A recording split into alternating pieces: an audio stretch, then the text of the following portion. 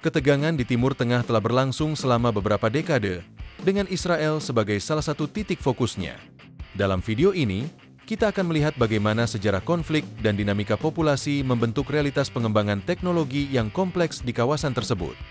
Populasi Israel adalah sekitar 8 juta, sementara populasi negara-negara Arab di Timur Tengah melebihi 200 juta orang. Wilayah ini merupakan salah satu kawasan terpanas dari 9 perang berskala besar di planet ini.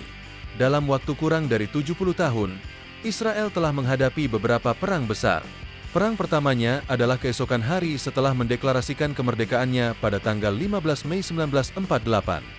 Tentara yang beranggotakan 5 negara Arab menyerbu wilayah yang baru dibentuk tersebut.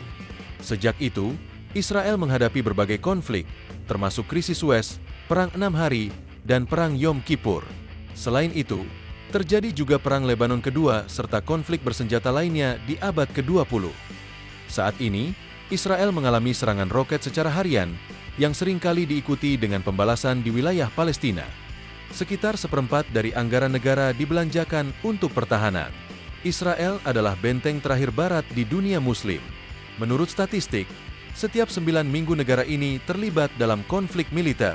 Oleh karena itu, Israel memerlukan sistem pertahanan modern untuk melawan ranjau, rudal, dan drone musuh.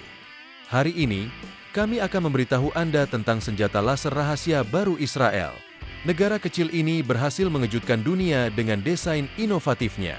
Kami akan menjelaskan bagaimana program laser militer ini lahir dan berapa banyak kesulitan yang mereka alami untuk mengatasinya. Mengapa program ini muncul setelah Iron Dome dan Iron Beam? Dan mengapa diputuskan untuk melengkapinya dengan Iron Lightning? Sebagai sebuah negara, Israel selalu menghadapi konflik dengan dunia Arab. Hal itu sederhana.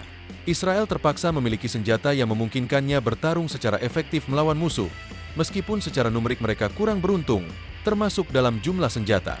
Dalam hal ini, laser adalah senjata anti pesawat dan pertahanan rudal yang ideal, dengan 3 keunggulan utama dibandingkan jenis senjata lainnya. Keunggulan pertama adalah kemudahan dalam membidik dan penggunaan, termasuk terhadap target yang bergerak dengan kecepatan tinggi dan sangat bermanuver pada jarak pendek. Pertanyaan lain yang muncul adalah, apakah roket yang menyerang memiliki jarak yang sama? Jika jaraknya hanya beberapa kilometer, waktu penerbangan yang perlu dihitung menjadi beberapa detik.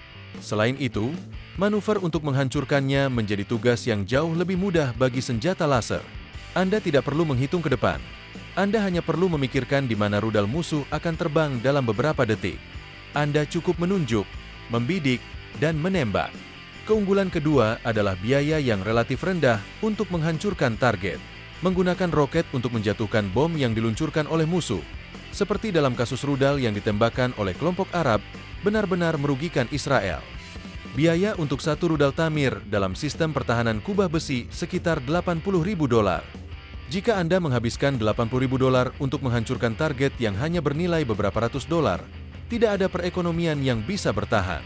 Sebaliknya, senjata laser hanya membutuhkan biaya beberapa dolar per tembakan.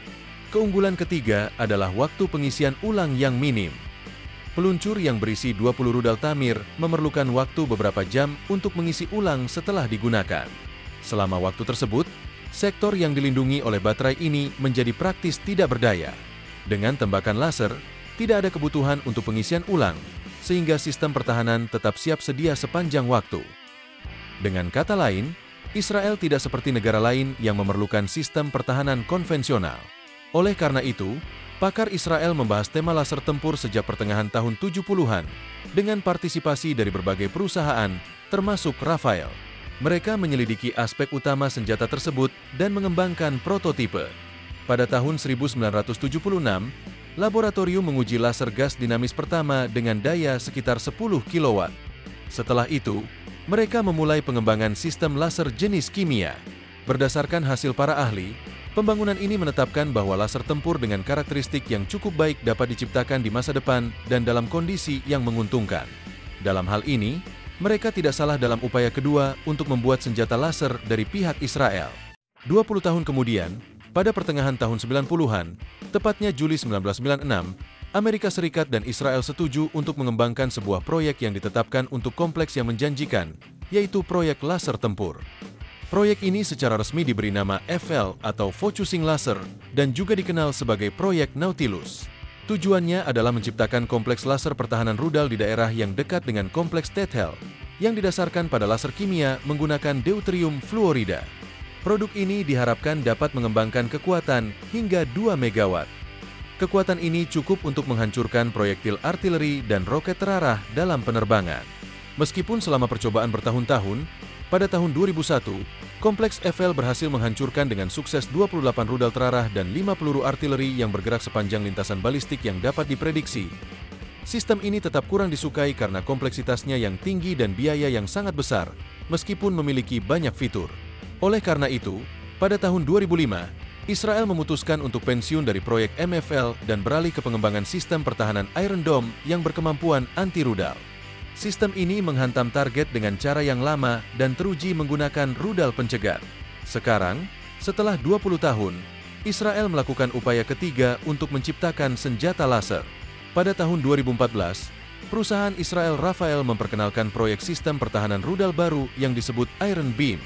Sistem ini dirancang untuk membangun sistem seluler pada sasis mobil yang mampu mengenai sasaran dari berbagai jenis dengan bantuan laser.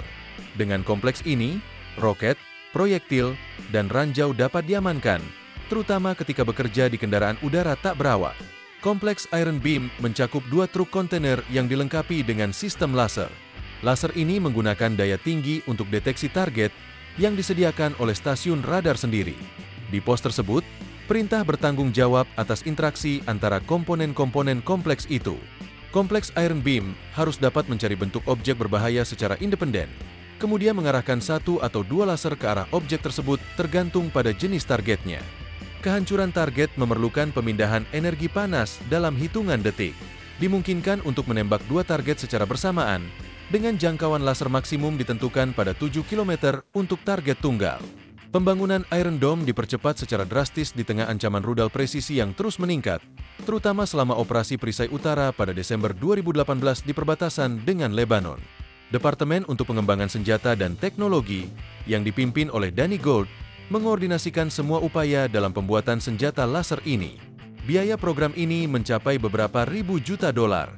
Meskipun program ini merupakan sumber rahasia, industri pertahanan mengungkapkan bahwa para pengembang telah melampaui apa yang sebelumnya dianggap sebagai hambatan penting untuk proyek semacam itu. Mereka berhasil membuat laser yang dapat fokus dengan cepat dan akurat pada target yang lebih jauh dari Iron Beam, dengan jangkauan mencapai 150 hingga 300 km dengan kecepatan Mach 5-7. Dibandingkan dengan Iron Beam yang hanya mampu mencapai jangkauan 7-10 km dengan kecepatan Mach 3. Masalah lain yang terkait dengan pengembangan sistem ini meliputi besarnya jumlah energi yang dibutuhkan, ancaman kontaminasi, masalah mobilitas, serta ketidakmampuan untuk menembak jatuh sasaran dalam kondisi cuaca yang sulit. Namun, Kementerian Pertahanan Israel kini bertekad untuk menghadirkan sistem laser baru dalam tugas aktif. Semua media menyoroti hal ini karena sebenarnya tidak ada alternatif lain dari sudut pandang pembentukan politik militer. Kemampuan sistem pertahanan rudal Iron Dome telah terbukti efektif.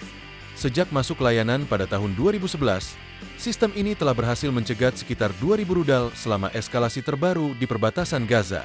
Sekitar 80% dari rudal yang diluncurkan dan tentara memperkirakan bahwa jika terjadi konflik serius, mereka akan menembakkan 1.500 rudal sehari ke Israel. Iron Dome jelas tidak akan mampu menangani beban tersebut, dan semua stok rudal diperkirakan akan habis jika konflik terus meningkat. Israel mengumumkan kemajuan penting dalam pengembangan senjata laser yang telah diuji di lapangan di jalur Gaza. Tingkat keberhasilan sistem ini juga mendekati 100%. Taktik menggunakan pertahanan rudal laser akan beroperasi dalam jarak yang lebih jauh, dari beberapa kilometer hingga beberapa ratusan kilometer. Dalam hal ini, biaya untuk mencegah target hanya akan sekitar beberapa dolar, bukan sekitar 100.000 dolar seperti pada Iron Dome. Belum ada waktu pasti kapan sistem pertahanan udara laser terbaru ini akan diperkenalkan. Hanya ada isu dari pihak perusahaan berjanji akan memasang sistem peringatan pada tahun yang sama, 2025. Namun, sejauh ini, kami tidak yakin apakah pesan seperti itu telah diterima. Hal ini disebabkan oleh kerahasiaan programnya. Sistem ini akan menjadi yang kelima dalam sistem pertahanan rudal Israel yang berlapis, selain sistem Iron Dome dan Iron Beam. Israel juga menyatakan bahwa bersama dengan Iron Beam, mereka sedang menguji dua sistem tempur lainnya. Yang pertama dirancang untuk dipasang di truk atau kendaraan pengangkut personel lapis baja, dan harus memberikan perlindungan untuk unit dalam radius 3 hingga 4 km dari serangan mortir, roket, dan drone. Uji lapangannya telah dimulai pada tahun 2022. Tidak ada keraguan bahwa sistem ini selesai. Pada tanggal 5 Februari 2022, saluran televisi Israel Channel 11 melaporkan tentang pengujian instalasi laser baru yang dirancang untuk menghancurkan alat peledak yang dipersatukan oleh teroris menjadi balon di udara yang dirancang untuk instalasi tersebut. Divisi Magov dan Divisi Gaza melaporkan bahwa dalam 3 minggu terakhir, fasilitas ini telah hancur kurang lebih 70 paket balon yang membawa alat peledak. Uji coba dianggap berhasil. Sistem kedua dimaksudkan untuk dipasang pada pesawat angkut seperti Hercules dan dirancang untuk mencegat rudal di atas garis awan. Uji coba ini ditargetkan untuk tahun 2025.